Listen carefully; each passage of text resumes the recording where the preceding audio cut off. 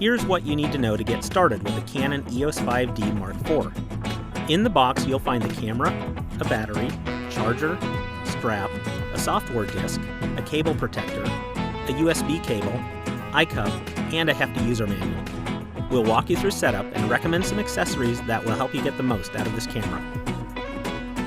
Once you've done the basics to get your camera ready to go, let's dive in. If your camera didn't come with a lens, the 24 to 105mm f4 zoom is a good one. It covers a useful focal length range for everyday photography. If you want the best possible results, Canon's 24 to 70mm f2.8 is more expensive, but it delivers superb images. We recommend buying extra batteries for your camera. Next, let's get image quality settings dialed in. The 5D Mark IV offers a significant bump in resolution compared to the Mark III. To make the most of those extra pixels, we recommend shooting in RAW mode. Shooting in live view is a great way to take advantage of Canon's dual pixel autofocus system, especially if you're shooting portraits at wide apertures where focus can be difficult. The 5D Mark IV is also Canon's first full-frame camera that offers continuous autofocus for shooting stills in live view mode. Face detection is impressive, and you can use the joystick to easily switch between faces in live view, or tap on a face to set focus.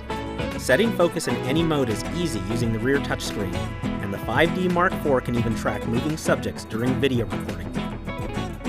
And since it shoots 4K, you can extract still images from 4K video using a simple on-screen interface. For more about the Canon 5D Mark IV, including all its key features, visit us online at dpreview.com.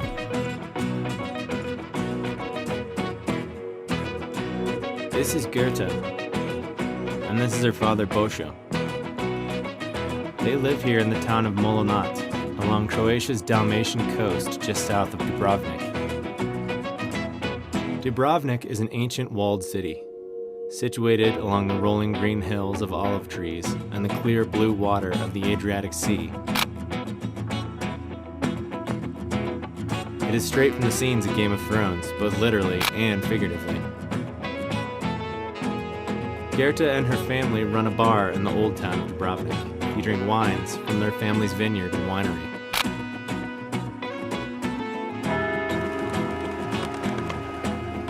Over the course of a week, we'll be spending time with amazing people like Goethe and her family, and see a side of Croatia beyond the tourist circuit.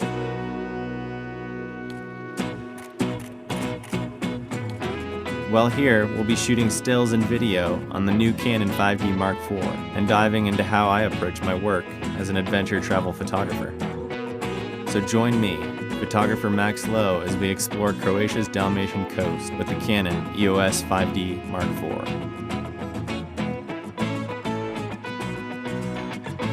Dubrovnik, the pearl of the Adriatic.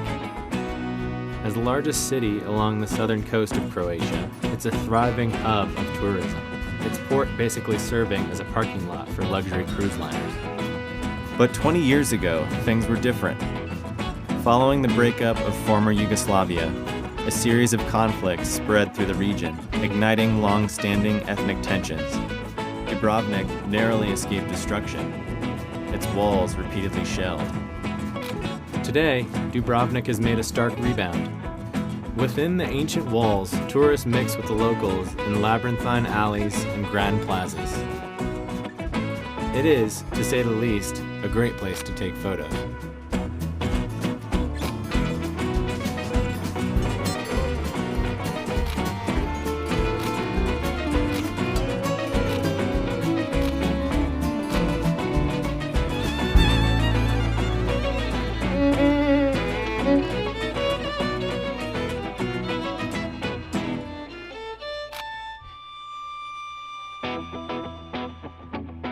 The Canon EOS 5D Mark IV is the latest iteration of Canon's iconic 5D series. It is built around a new 30.4 megapixel CMOS full-frame sensor. The 5D4 now offers fast and accurate AF that extends to its live view and movie modes. Combined with its AI servo system, this means it can rapidly acquire and track objects selected by touch. The 5D Mark IV also features class-leading face detection capabilities, allowing for easy subject selection using the back joystick, a very handy feature for portrait sessions or shooting crowds of people. On the video end, the 5D Mark IV can shoot the standard 1080 frame rates, but also offers a super slow-mo HFR mode at 120 frames per second at 720p. It is now capable of shooting 4K video at up to 30p and has a built-in workflow for pulling stills from footage. In addition to these features, the 5D Mark IV has some other updates. The new 1.62 million dot touchscreen provides for very intuitive function control and image review, including the ability to pinch zoom. Raw images can be processed in-camera and saved as JPEGs. Combined with its built-in Wi-Fi, toned RAWs can be sent directly to a mobile device for upload. The outside has the solid weather-sealed build that world-traveling journalists and adventure lifestyle photographers have come to trust, a real asset when the rain starts to pour. It also features twin slots for compact flash and SD, which is handy when a parent tries to steal one of your cards.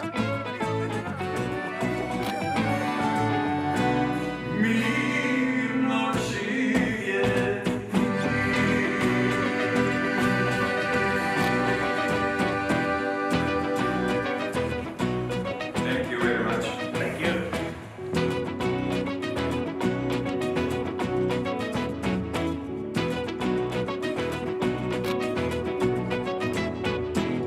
With the sun setting over the Adriatic, we spent the last part of our first day shooting the churning waves, lapping the stoic walls of Dubrovnik's old town. Sunset and sunrise are the photographer's favorite hours, not only because of the light, but also because of the transitions in people's livelihoods. People work out of sight during the day, but in the morning and evening, locals come out to enjoy the beauty alongside everyone else, giving you a chance to encounter those who call these foreign shores home.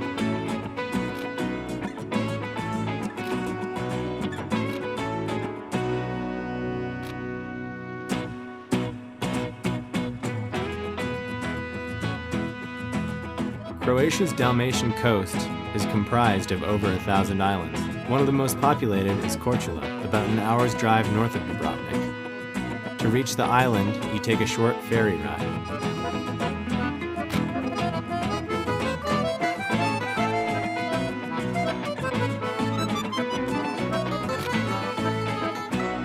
Much like Dubrovnik, it's a walled city, with a visible influence of Greek, Roman, and Hungarian civilizations. From atop the highest point in the city, in a bell tower, we find a new perspective. The shadows of passerbys stretched out across the white stones of the plaza below.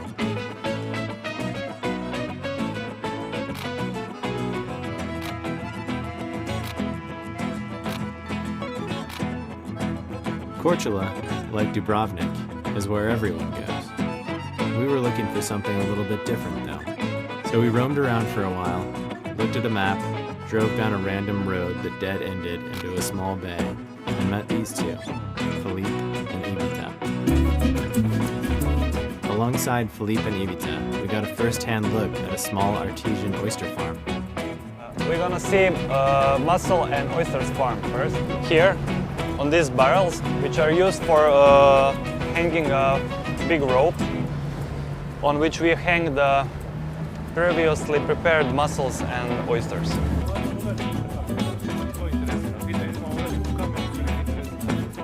We want to show you first big oyster that we already prepared for. Oysters are a staple of this region in Croatia. Due to the unique salinity of the ocean's water, the flavor of the meat is said to be especially delicious. Down here we sink one boat and old one, the wooden one, and we keep champagnes inside of them so they don't float on the surface. Here below the hanging oyster beds, they kept sparkling wine from the local vineyard, where the ocean's chill kept it equally cool year-round. Ivica and I are gonna go down and get some champagne that's stored in the underwater wine cellar. It's gonna be great, maybe a little cold. Show me your mussel beds.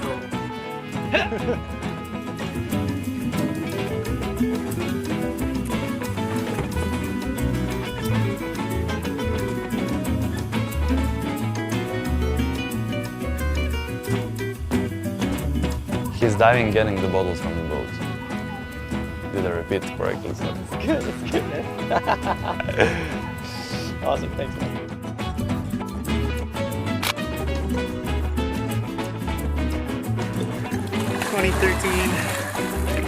Sparkling white wine, pulled off the bottom of the ocean here where it's been stored for the last few years. We're gonna pop it open for dinner, see how it tastes. It's got some little crusties on there.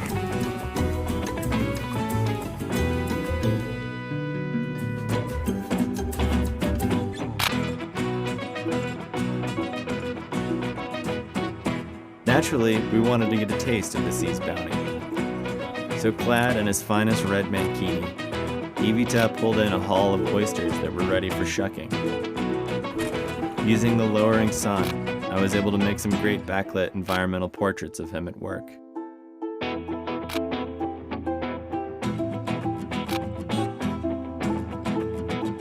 One of the most important considerations when shooting lifestyle photography is setting the scene. It's an often overlooked element. What separates the pros from the amateurs is the ability to basically art direct and consider everything that's in the frame. The reality is that the travel photography that you often think of as pure documentary is nothing of the sorts. It's an intentional staging of the real world around us to create the scene you want, to tell the story you want to tell.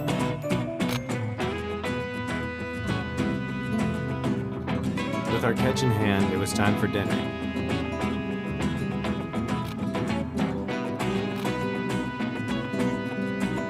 I think we have to pop the bottle, right? That's your job.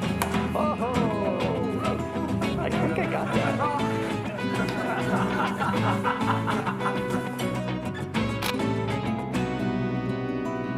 How do you say cheers again in Croatian? Živeli. Here's to you guys. Thanks again.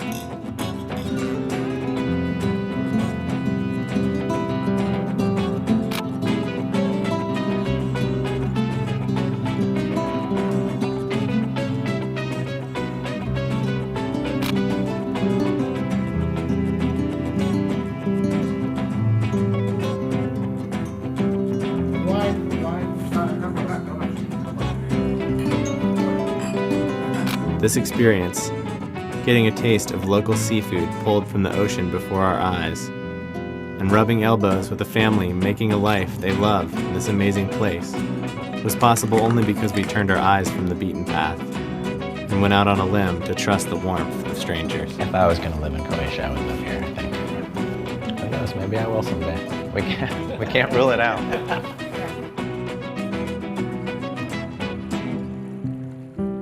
What do you like about it here so much? Mostly everything. This peace, the nature, blending with the sea, enjoying the fruits from it, the peace. Everything is clean, it's not polluted. Where I see myself for 10 years, I'm really not sure, but I know what I'm gonna do tomorrow. It was a magical evening, and to think that it came out of taking a chance and driving down a random road reminds me just how important it is to talk to strangers, which is exactly how we met Gerda and her family. So back to where we started. A picturesque winery overlooking the Adriatic Sea, where Bošo grows grapes that embody the very taste of Croatia, or at least the minerals and earthy tones that come from its soil. My name is Božo Metković and I'm living in Molunat, Croatia. Why is this place where you chose to build your vineyard? This place is have a very special position. All day you have sunshine and the ground is be very special. Cool contrast. After exploring the vineyard, we met up with Gerda to learn a bit about the types of wines that the Metković family produces. So basically we are in our family's wine cellar and now we're here to try some wine. Great. Okay. Including sparkling and the sweet wines that are 14 different wines. So we have a white sparkling, we have reds, we have rosé, we have also some whites. And we do also produce 2 sweet wines. Bošo's pride in his craft is obvious. Using the diffuse light in the doorway, I shot some portraits of Gerda.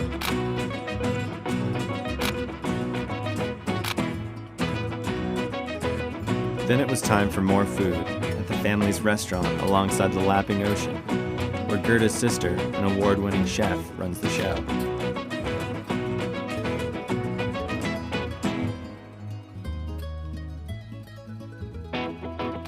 This time, it was steak, fish, and of course, more wine.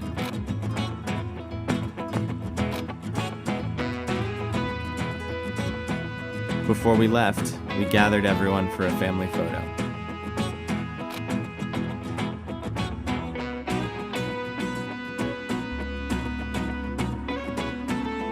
On our last day, before heading to the airport, we took one last detour. We are in the former Hotel Belvedere, which was one of the biggest hotels in Dubrovnik, very popular in former Yugoslavia, but now it's abandoned and it's empty, big, interesting. The hotel stands as a remnant to a different era. I was 2 years old when the war started, so I don't really remember anything of it, luckily. My mother and I went to Germany. My father was partly here. How was he affected by it? He didn't tell us very much about it to us. He really never told any war stories, because I think it affected him very much, but he didn't want us to be affected the way he was. Gerda and I explored the ruins, using the dramatic light and backdrop to create some of my favorite images from the trip. These people, the generation of my father and this oyster guy, they actually built up businesses from nothing. They had to start all over again. And of course you're proud then. I'm proud of what my family built and what we built together. Otherwise it wouldn't be possible. It's a bit kitschy, but I like it. Throughout our journey in this small corner of Croatia, through the eyes of those who live each day amidst this beautiful landscape, we got a glimpse of the magic that shimmers beyond the path most traveled. And through the power of photography, got the chance to explore that. For DP Review, I'm Max Lowe.